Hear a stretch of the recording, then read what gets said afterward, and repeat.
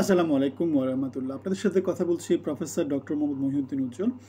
বাংলাদেশের দুর্নীতি দমন কমিশন, যেটাকে জনগণের মাঝে একটা ব্যাপক ধারণা আছে, যারা দুর্নীতিকে প্রমোট করে, যাদের মধ্যে দুর্নীতিবাজ লোকজনরা খুব বেশি থাকে, যারা খুব বেশি দুর্নীতিগ্রস্ত লোক, তারাই এই অর্গানাইজেশনে কাজ করে।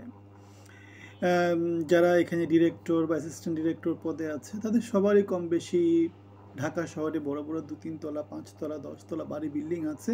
সেটা সব লোকজনের কাছেই একটা ধারণা। আমার নিজেরও একটা অভিজ্ঞতা আছে।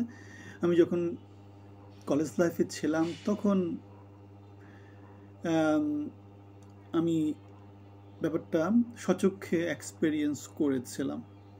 সুতরাং দুর্নীতিবাজদের নির্বাচিত না করার জন্য আহ্বান জানিয়েছেন দুদকের চেয়ারম্যান। তিনি হয়তো সজ্জন ব্যক্তি, আমি ঠিক জানি না তার আমল নামাটা কি। তবে জনগণের মাঝে যে জেনারেল পারসেপশন, সেই পারসেপশন হচ্ছে দুর্নীতি দমন কমিশনে যারাই কাজ করে, যারাই সেখানে পোস্টিং নেয়, যারাই সেখানে অনেক বছর ধরে ছোটোখাটো টি বয় থেকে উপরের দিকে যত পজিশন আছে, সবারই বাড়ি গাড়ি নানা রকমের অডেল সহায় সম্পত্তির মালিক তারা।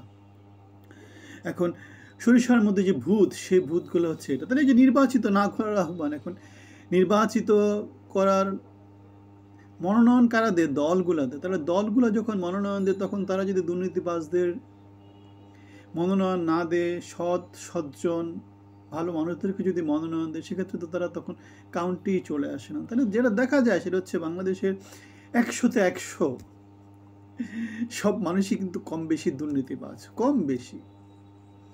ঠিক আছে, এই অবস্থা থেকে পরিত্রাণের উপায়টা কি? পরিত্রাণের কোনো আসলে উপায় নাই। বাংলাদেশ এমন একটা সাইকেলের মধ্যে পড়ে গেছে, এই সাইকেল থেকে বের হওয়ার কোনো সুযোগ নাই। যেমন আমরা তারেক রহমানের কথা বলি, তিনি বাংলাদেশ জাতীয়তাবাদী দলকে পরিচালনা করেন। তার দলটাকে পরিচালনা করতে হলে টাকা পয়সা লাগবে, চান্দা ফান্দা যা কিছু আছে, এই যে সভা সমাবেশ যা কিছু হয়, এগুলো সব তো আর এমনি এমনি হয় না, বাতাস থেকে হয় না। লোকজনের কাছ থেকে টাকা পয়সা নিয়ে স্বেচ্ছাশ্রম বা যা কিছু হোক হয়। লোকজন যে আমার ভাই তোমার ভাই বলে, সে বলা কি এমনি এমনি বলে? ডেফিনেটলি নানা জায়গা থেকে নানা রকম সুযোগ সুবিধাগুলো পায়। এখন এই যে সুযোগ সুবিধাগুলো পায়, সেগুলো কি নৈতিক নাকি অনৈতিক? ১০০তে ১০০ ভাগ সেগুলো সব অনৈতিক। সুতরাং অনৈতিক কার্যক্রম দিয়ে যে দলটা কার্যক্রম পরিচালিত হয়, তাদের মনোনয়নটাও তো অনৈতিক কার্যক্রম দিয়েই হবে।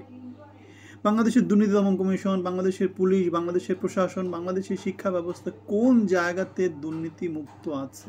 আপনি যদি একটু মেনশন করতে পারেন, তাহলে আমরা হয়তো জানতে পারতাম যে কোন জায়গাটা দুর্নীতি মুক্ত আছে। তাহলে এই যে দুর্নীতি দমন কমিশনের এই যে দুর্নীতিবাজদের নির্বাচিত না করার আহ্বান, সেটা বাংলাদেশের সিস্টেমের মধ্যে দুর্নীতিটা ঢুকে গেছে।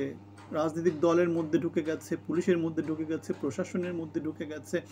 সেখানে যদি দুর্নীতিবাজদের সরিয়ে সৎ লোকদেরকে না ঢুকানো হয়, সৎ লোক যদি নেতৃত্বে না থাকে, বাংলাদেশে যদি আয় উন্নয়ন, টাকা পয়সা বা কাজকর্ম যদি ব্যবস্থা করা না যায়, তাহলে দুর্নীতি বাংলাদেশে চলমান থাকবে। কাকে মেরে কে খাবে, সেই চেষ্টাটা সব সময় চালু থাকবে।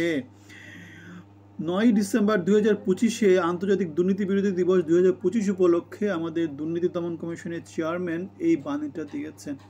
বাণীময় জীবন আর কি, বাংলাদেশিদের বাণীময় জীবন। ভালো থাকবেন।